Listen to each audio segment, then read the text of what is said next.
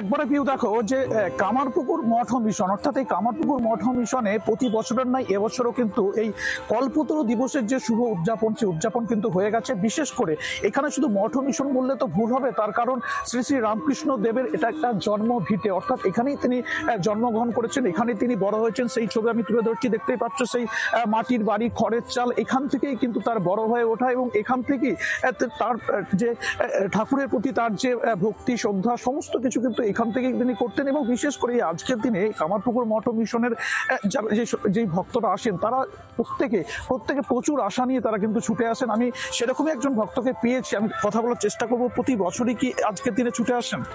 হ্যাঁ, প্রত্যেক বছর আসা হয় না, এইবারই লাকিলি আসা হয়েছে। ঠিক আছে। কতটা আশা নিয়ে আসেন?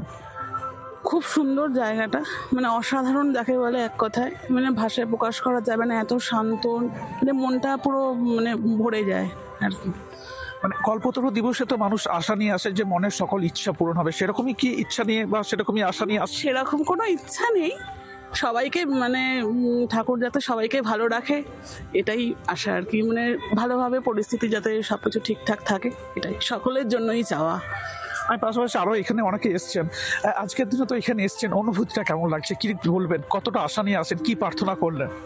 ঠাকুরের কাছে চাই যে সকলের মঙ্গল হোক, সবাই সুস্থ শরীরে বেঁচে থাকুক। অর্থাৎ এই যে এখানে আসেন, এখানে কল্পতরু দিবসের দিন একটা অন্যরকম অনুভূতি পরিস্থিতি তৈরি হয় সকালের মধ্যে, ভক্তরা আস্তে আস্তে ভিড় জমছেন, তো কি মনে হয় কতটা ভালো লাগা থাকে এখানে? ভালো লাগার বলতে এটা একটা বিশেষ অনুভূতির ব্যাপার। মানুষ তার মনের আকুতি নিয়ে ঠাকুরের কাছে আসে, মানে মনুষ্য জীবনের যে সর্বশ্রেষ্ঠ মানে পাওনা যে ঠাকুরকে পাওয়া। এবং ঠিক আছে, আমি আসবো আপনার কাছে। দিদি ভাই একটু যদি, অর্থাৎ এখানে এই যে সকাল 7টা বাজে এখন দেখতেই পাচ্ছ, এখানে কিন্তু এই যেই জায়গাতে পুজো অর্চনা শুরু হয়েছে সেই জায়গাটার আমি ছবিটা তুলে ধরছি, যে ভক্তরা কিন্তু একে একে ভিড় জমাতে শুরু করেছেন। এখন রামকৃষ্ণ মঠ মিশন অর্থাৎ কামারপুকুরের ছবিটা আমি তুলে ধরলাম। আমি পাশাপাশি আরো একবার রামকৃষ্ণর কাছে যাব, যে রামকৃষ্ণর কাছে এই মুহূর্তে কি পরিস্থিতি, কি ছবি উঠে আসছে। রামকৃষ্ণ,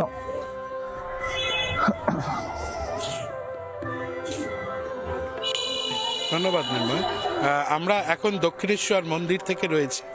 দক্ষিণেশ্বর মন্দিরে মানুষ যেমনি আসছেন, এখানে এই সেই লীলাক্ষেত্র, যে লীলাক্ষেত্রে আমরা ঠাকুর শ্রীরামকৃষ্ণের লীলা বর্ণন করবার চেষ্টা করছি, মাত্র নুড়ি পাথর কুড়াবার চেষ্টা করছি। সৃজন রয়েছে, বড় ধুম লেগেছে হৃদকমলে, সে গল্প সে গান শুনেছি। আর চেতনায় চৈতন্যময়ী তিনি রয়েছেন, তিনি বোঝালেন স্বামী বিবেকানন্দকে যে লরেন মা মেনেছে। এই যে লরেন মা মেনেছে, অর্থাৎ ব্রহ্মজ্ঞানের একটা বোধহয় সূচনা হলো কোথাও। এবং সেই জায়গা থেকে একটা ছোট গান দিয়ে আমি আবার স্টুডিওতে ফিরিয়ে দেবো। দুকলি যদি গান শুনি আমরা।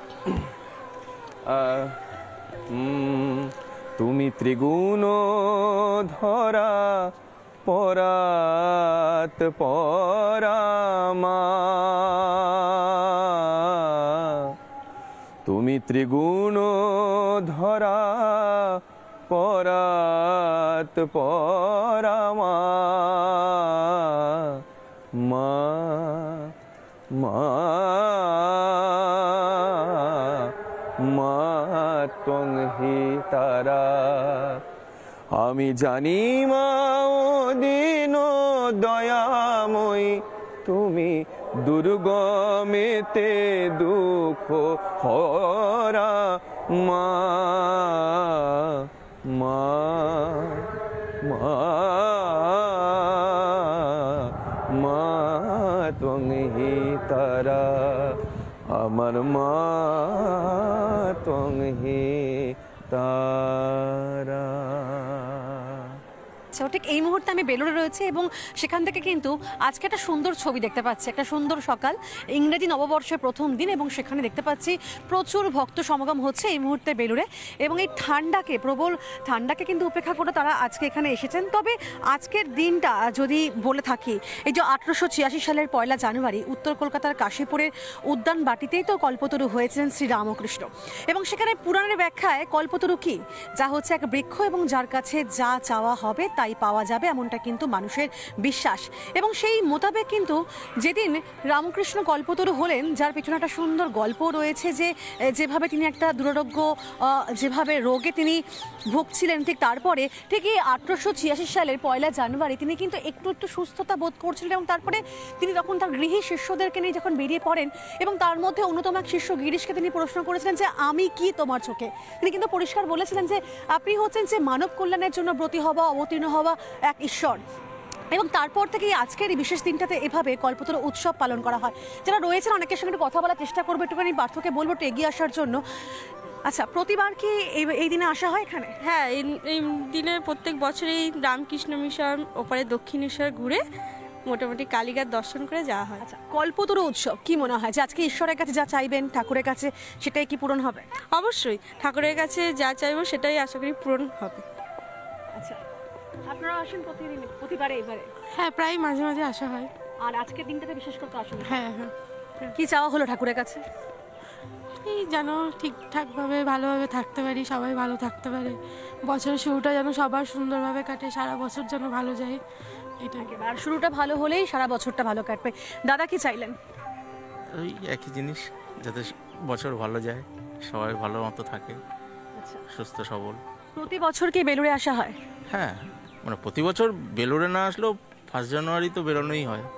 আচ্ছা, ঠাকুর বলেছিলেন যে কোথাও গিয়ে যে আজকের দিনে প্রত্যেকের চৈতন্য হোক। কি মনে হয় যে এখানে আসলে কি কোনো রকম ভাবে চেতনার এক অন্যরকম রূপ দেখতে পান বা নিজের মধ্যে কোনো পরিবর্তন পান? হ্যাঁ, সে তো পাই, ভালো লাগে, ভালো লাগা। বলো, তুমি বলো। একেবারে দেখতেই পেলে প্রত্যেকে কিন্তু একটাই কথা বলছে যে তাদের এখানে আসা একটা ভালো লাগে, এবং সবচেয়ে বড় কথা যেভাবে রামকৃষ্ণ পরমহংসদেব বলেছিলেন যে প্রত্যেকের চেতনার উদ্বেগ যেন হয়, চৈতন্য হয়, এবং সেখানে কিন্তু দেখা যাচ্ছে মানুষের মনের মধ্যে ঠিক এরকমই একটা চিন্তা ভাবনা, এবং সেই ভাবনা থেকে তারা আসেন এখানে। আরও কথা বলার চেষ্টা করব। এই যে আজকে কল্পতরু উৎসব, কি মনে হচ্ছে আজকে যা চাওয়া হবে তাই পাওয়া যাবে? এটাই তো এতদিন জেনে এসেছি, সবাই ঠাকুররা কৃষ্ণের কাছে চেয়েছিলেন, সেটা সবাই পেয়েছেন। এতদিন নিশ্চয়ই হবে, ঠাকুর নিশ্চয়ই মঙ্গল করবেন সবার জন্য। একেবারে। আর ঠাকুর বলেছিলেন প্রত্যেকের চৈতন্য হোক, আর এবার সেটাই কিন্তু আমরা প্রত্যেকে চাইছি যে মানুষের মনের মধ্যে শুভ বুদ্ধি যাতে জাগ্রত হয়, এবং মানুষ সেভাবে কিন্তু যাতে আর আগামী দিনে এগিয়ে চলে। ঠিক নানা ধরনের কন্টেন্ট দেখার জন্য লাইক করুন, শেয়ার করুন আমাদের ফেসবুক পেজ, সাবস্ক্রাইব করুন আমাদের ইউটিউব চ্যানেল। পাশাপাশি অন্যান্য ব্রেকিং নিউজের জন্য অবশ্যই চোখ রাখুন রিপাবলিক বাংলায়।